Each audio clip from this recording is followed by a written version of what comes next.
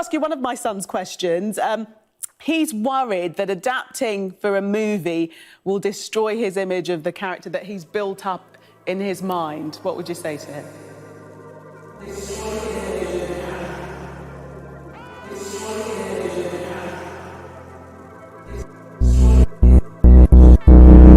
Well, I would say don't worry, because I've seen the movie a couple of times and it's really great.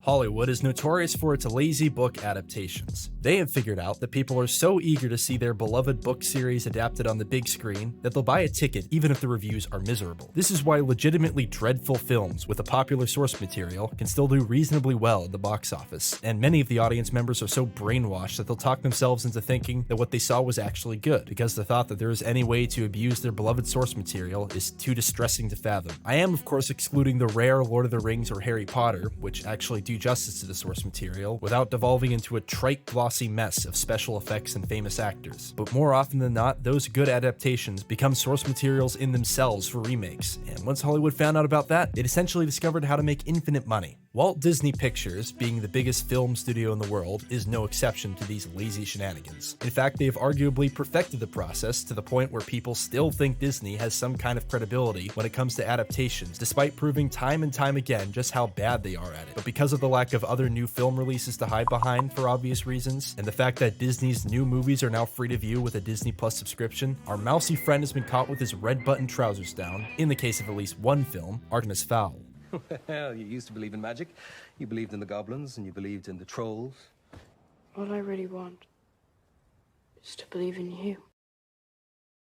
Look how they massacred my boy. Remarkably, I don't think my perception of this movie has changed at all since I saw the trailer a few months ago. But even before that point, I knew an Artemis Fowl movie would likely be a mistake. I've read many book series that I thought one could make a good movie out of. Artemis Fowl, despite being a series that I thoroughly enjoyed as a kid, was never one of them. The thing is, not everything makes a great movie adaptation. I guess my fear was that there was a good chance that the movie would be terrible, and that everyone would get a bad impression of the series as a result. I'm sure there are a fair few of you watching who have never read, or perhaps even been acquainted with, the Artemis Fowl books. This effectively means that when I mention Artemis Fowl, you don't think of a wonderful sci-fi adventure series about a devious genius who discovers a rich world based on Irish folklore. Instead, your mind probably goes to this dreadful monstrosity. It's feeding time. So let's get into it.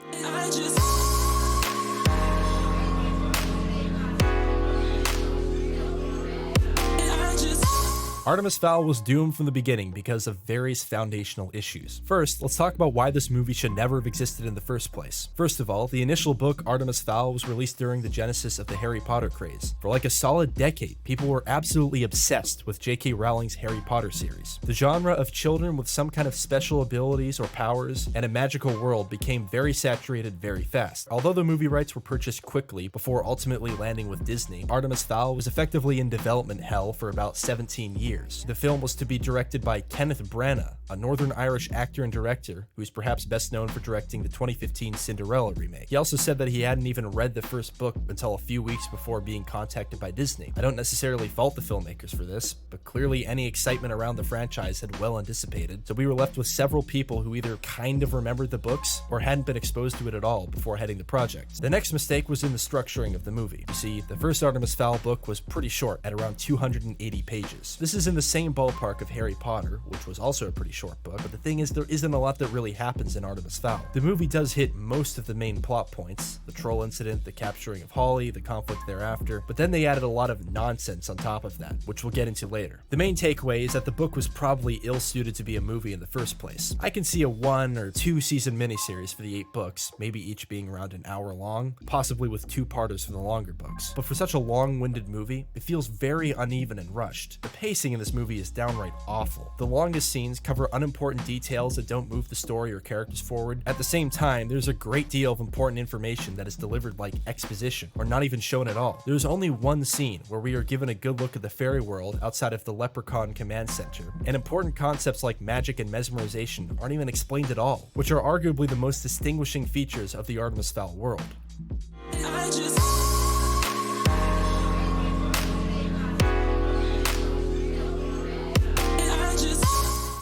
This film did an astounding disservice to Eoin Colfer's characters. We have, of course, Artemis Fowl 2. In the book, he's a precocious James Bond villain and the steward of his father's criminal empire. It takes a long time for him to redeem himself, with very few signs of humanity in the entirety of the first book. In the movie, he is, well, nothing. Ah, I can see you're admiring my chair. It's a family heirloom. He's supposed to be a young Sheldon type, complete with the sassy one-liners, but there are very few instances where he exhibits any type of intelligence in the movie at all. Gamey. He knows about the fairy world from his interactions with his father, which are revealed via corny flashbacks that I will discuss later. But other than maybe being decent at solving puzzles, he just seems like a regular kid. Now, the director said that they changed Artemis's character because he wanted him to be more accessible and relatable. I think that people cared more about the world that Artemis discovers and Artemis's deviousness than whether or not he went to the same kind of school as them and liked surfing. Oh, by the way, those are features of his character that are never brought up later in the movie. The other thing that never gets resolved are his questions about his father. In the book, it's well understood that Artemis's father is a criminal mastermind. In the movie, they felt the need to add a conflict where Artemis doesn't know his father's a criminal. To be honest, I don't really know if his father's a criminal either. He's certainly accused of it in the beginning. Fowl is a known collector and antiquities dealer. He is also suspected to have been behind some of the biggest robberies of the past 10 years. And Artemis brings up that he doesn't believe his father's a criminal in a latter scene, but when they're reunited at the end of the movie, the subject isn't brought up again. So I really have no f***ing clue. We have Domovoy Butler, who is referred to as Domovoy or Dom, but anything except the butler. Oh, and under no circumstances were you to ever call him the butler. Which is yet another character trait that is completely unimportant and is never referenced again. Part of me wonders if they did this to excuse calling someone butler for the entirety of the movie, possibly because kids might make fun of it for sounding like butt. At any rate, I'll be referring to him as Butler for the remainder of the video because I refuse to play along with this decision. Anyway, he serves as Artemis's bodyguard, but he doesn't really seem to have much to add as Artemis is perfectly capable of expertly wielding magical technology he just discovered exists 5 minutes ago, as well as being able to do more stunts than an Olympic gymnast. We also have Holly and Julius Root. Holly is a leprechaun officer, which means she works for the reconnaissance division of the fairy underworld. She's given a backstory about how her father has been accused of being a traitor, and she wants to prove his innocence, which is pointlessly cobbled together to make her more sympathetic. Root has been gender swapped, so instead of being a typical red-faced military commander, he is now a boring, crotchety old woman who sounds like she takes her coffee with a shot of Crusher Run. Bring out Officer Short or get back to jail. Listen to the two of us, grunting at each other like a pair of hippos with a throat infection. Now, as to the gender swap thing, I don't really have a horse in the whole inclusion race. I've yet to see a single half-Indian character in any movie, but I don't really feel like I've been missing out either. I will say that I think that making the lower elements police more diverse may have worked against the characters. In the books, Holly is the first female member of Leprechaun and distrusts humans because they caused the death of her mother. By Leprechaun achieving a high level of diversity and a female fairy being the commander, her importance feels a lot lessened. She doesn't really have anything to prove, and the complexity of her character dynamic with Root is neutered. I suppose the most insulting thing, however, was just how enthusiastic the writer of the series, Eoin Colfer, was about all of these changes. It's one thing if a studio ruins a franchise to make it appeal to the lowest common denominator, but when the author applauds it, what can I even say then? What people saw in the movie clearly didn't work for them. But how am I supposed to direct people back to the book for the superior version when the author himself thinks that this disrespectful horse more fully represents his vision? Worse, this also extends to the butchered story, which I suppose I will discuss next.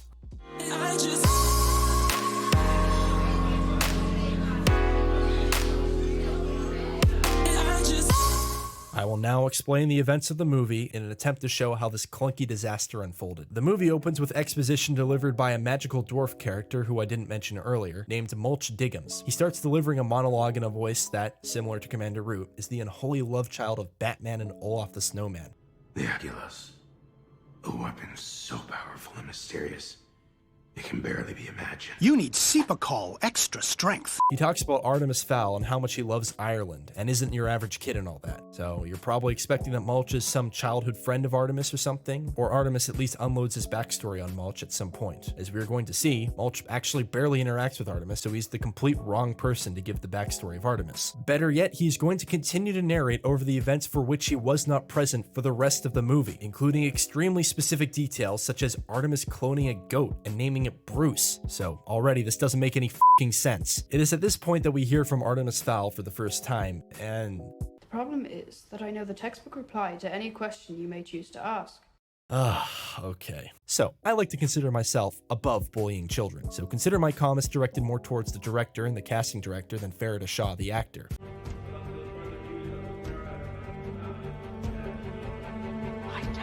This acting is f***ing awful. The character of Artemis is supposed to be snarky, full of himself, and somewhat uncaring, but here he just seems slightly uninterested, and it feels extremely out of place. So after giving a pointless display of knowledge about a chair because the school counselor started asking him about his parents, Artemis decides to f*** off. Artemis's dad, who's purported to be a criminal mastermind disguised as an antiques dealer, tells Artemis that he needs to go away on another work trip, and we get some more uncomfortable dialogue between Colin Farrell and whatever kid they pulled out of a grade 6 maths class. A human and a fairy met right outside Just tell me when you're leaving.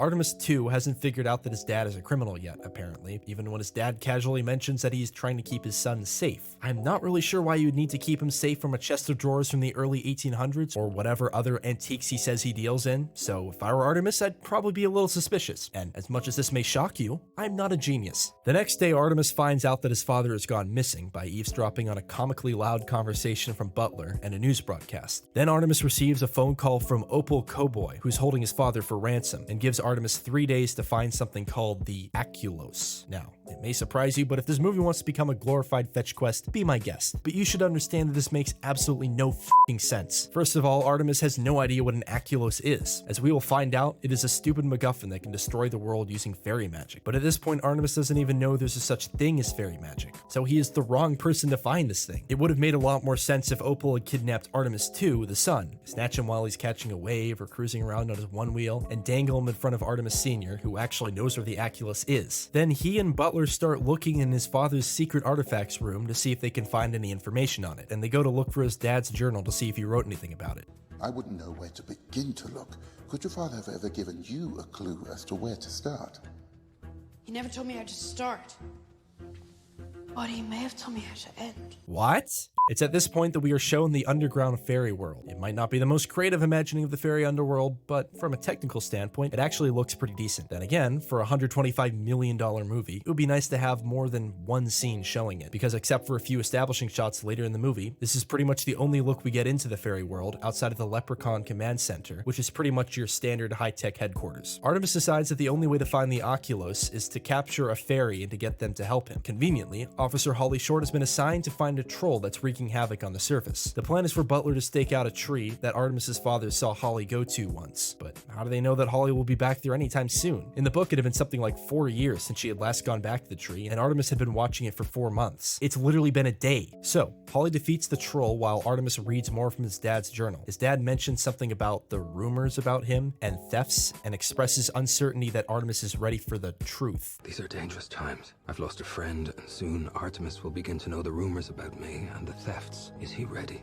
for the truth? Then he starts saying something about how the Oculos can wipe out entire civilizations. What does that have to do with stealing the damn Rosetta Stone or an ancient harp? Because last I checked, the rumors were about him stealing ancient human objects for money, not a magical fairy weapon. Then Artemis captures Holly because she ended up going to the tree within the 3-day window he was given by Opal and brings her to Foul Manor. The lower elements police are obviously none too happy about this, so they put a time freeze around the manor so they can go in and rescue Holly. Wait, why did that guy freeze but nobody else did? Root sends about a dozen of her troops in to fight Artemis and Butler. Artemis and Butler attempt to fight off the fairies with Holly's fairy weapons, but due to lack of experience and knowledge of how to use the weapons, they are apprehended instantly.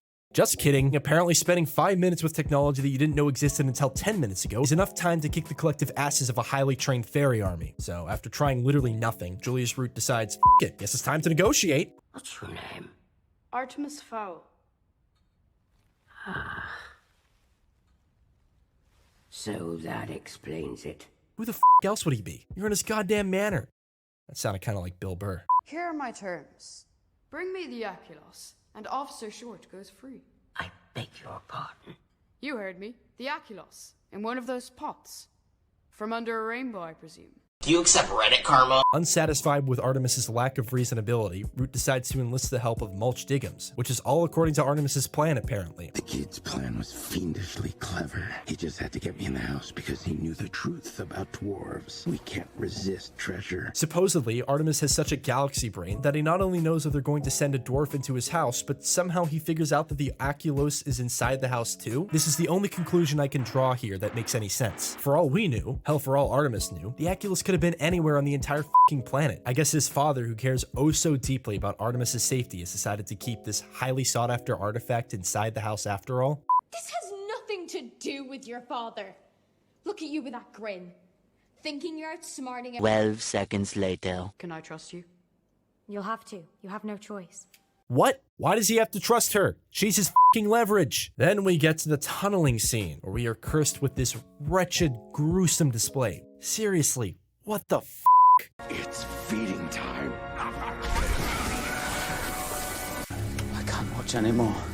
Mulch makes his way inside the house and immediately gives himself away. Also, apparently Holly is helping Artemis now for some reason. He then makes short work of the safe containing the Aculos, which is apparently a fairy safe, because if you're gonna hide something from fairies, you're gonna want to use security measures that they can easily crack. Another mind-blowing demonstration of intelligence from this family of alleged geniuses. Artemis lets Holly out of her cage as she promises not to take command of his brain, even though we already know that all she needs to do is look in a person's eyes, and that Artemis has been taking his mirror glasses off and on in his dealings with her up to this point. Despite all that, our writer friends aren't quite done piling on to the confusing decisions made in this movie. So we've already established that Mulch is working for Commander Root and that she has promised to reduce his sentence if he tunnels into Fowl Manor and rescues Holly. We've already established that he gets distracted by the treasure and goes to find the safe. Fine, I don't have a problem with that. But when he opens it up, he doesn't really do anything. All of a sudden, Artemis and Holly are just there and he just zones out while they take it. The fact that he isn't really in the frame for the shots in this scene leads me to believe that maybe this was part of a reshoot or something. The fairies outside mustn't get to hear that we have this. I'm sorry, human. But they already know. Oh, so he is in the shot with them. Why didn't he grab Holly while he had a chance? I'm beginning to feel like I care more about this scene than the writers did about the entire movie. So then Cudgeon, who is a leprechaun spy for Opal, says F it and sends in a redditor to downvote the manor. Then the leprechaun forces Hightail it out of the manor because the time freeze is going to blow up. In the meantime, Artemis gets the Aculos back from Mulch, who didn't leave as soon as the fucking troll showed up? Wait, so he's helping Artemis now? Why? What does Artemis have to offer a greedy kleptomaniac dwarf? The last 20 minutes of this movie are so rushed that I've watched this movie twice as well as read a full plot synopsis, and I still have no idea how any of the events follow each other. The time freeze blows up, which apparently results in little more than the daylight changing around the Fowl Manor a few times. Not really sure why anyone was so concerned about it because nobody inside the house was harmed. Holly comes back to help Artemis use the Aculos to bring his father back from where Opal was keeping him, because they're forever friends. Forever friends. I am going to vomit. Artemis MacGuffins his father back to the manor, where he tells Artemis that he has a list of Opal's accomplices, who they will then go hunt down together in a sequel that will probably never happen. Artemis then declares himself a criminal mastermind. I'm Artemis Fowl. And I'm a criminal mastermind. Which is fine, but for the fact that he has insisted up to this point that his father and himself are not criminals. He's not a criminal! He's my dad! And for that, some say that he was a criminal. That's what they say about my dad. But you know it's not true. I'm a criminal mastermind. And any of his masterminding has relied on sheer dumb luck. I guess Artemis and Mulch have become forever friends too. So Artemis goes to rescue him. And I guess we're supposed to believe his arrest was concocted by the Fowls. That's why Artemis set up my arrest. That's why I'm here.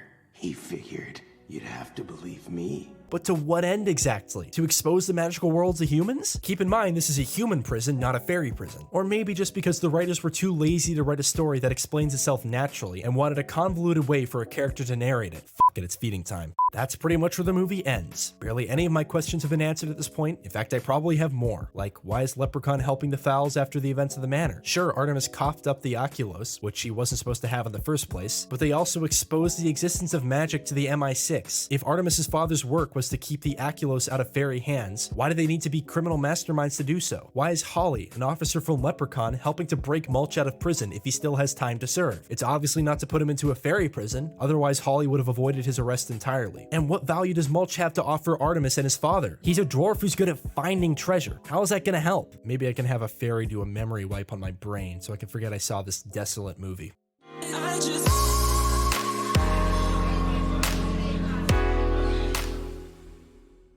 I can only hope that the attention this series has gotten will cause people to give Artemis Fowl the benefit of the doubt and read a series that Eoin Colfer wrote before he freely let Disney go and ruin it, but the damage has been done. As I implied earlier, I don't think we're going to see much more from Artemis Fowl in film anytime soon, but maybe that's for the best. With this colossal failure, Disney or some other film studio will go on to look for the next book series to desecrate before someone reboots Artemis Fowl again.